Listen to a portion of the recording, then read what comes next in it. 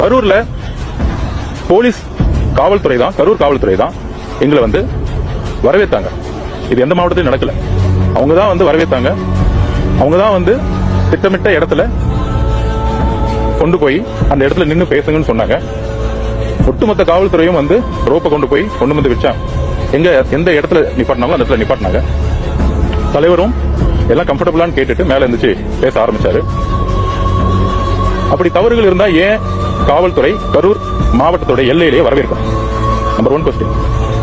அப்ப பேச ஆரம்பிக்கும் பொழுதே தலைவர் எப்பொழுதுமே மக்களை பார்த்து பேசுவாரு. எங்க தண்ணி கேட்டாரோ அங்க தண்ணி அவர் கையாலே கொடுத்தாரு. எங்க ஆம்புலன்ஸ் வழிவிடுன்னு சொன்னா அவரே சொன்னாரு. அவரை பொறுத்த வரைக்கும் எங்களை பொறுத்த வரைக்கும் எந்த பிரச்சனையும் நிலவில்லைன்னு சொல்லிட்டு அவர் பேச்சை முழுமையாக கவனிக்காம மக்களை பார்த்துட்டு அமைதியா எவ்வளவு ஷார்ட்டா முடிக்க முடியுமோ ஷார்ட்டா முடிச்சுட்டு கிளம்பணும். நம்பர் 1. நம்பர் 2, இந்த இடத்தை எந்த அளவுக்கு போர்ஸ் பண்ணி தமிழக வெற்றி கழகத்துக்கு கொடுத்தாங்கிறதுக்கான ப்ரூஃபை நாங்க வந்து உச்சநீதிமன்ற தலைமை நீதிபதி கிட்ட நாங்க வந்து கொடுப்போம்.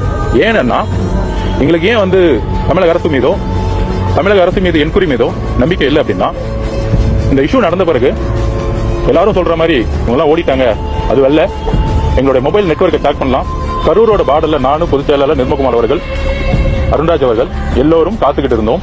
காவல்துறை வர வேணாம், வந்தா கலவரம் வரும், நிறைய பிரச்சனை நடக்கும்னு வலியுறுத்தினாங்க. அதையும் நாங்க தாக்கல் பண்ணுவோம்.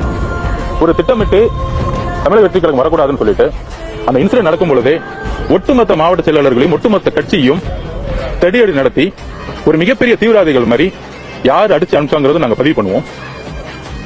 நாங்க அந்த இறப்பு ஏற்பட்ட உடனே நாங்களும் மனுஷங்க தான்.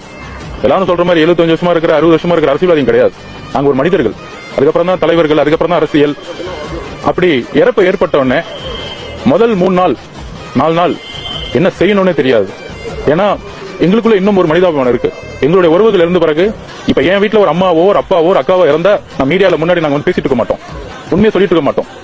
இந்த சந்தர்ப்பத்தை திமுக பயன்படுத்திட்டு நாடகம் பண்ணாங்கன்னு உங்களுக்கு தெரியும், மக்களுக்கு தெரியும். அந்த நாடகத்தோட நாங்க சட்ட ரீதியா போராடக்கூடாதுன்னு அந்த வாரம் 27 இருந்து அதுக்கு அடுத்த வாரம் சண்டே வரைக்கும் கோர்ட் ஹாலிடே. இது ஒரு மிகப்பெரிய திட்டமிடலோட எங்களால ஜுடிஷியலாவும் போய் முறையிட முடியாது.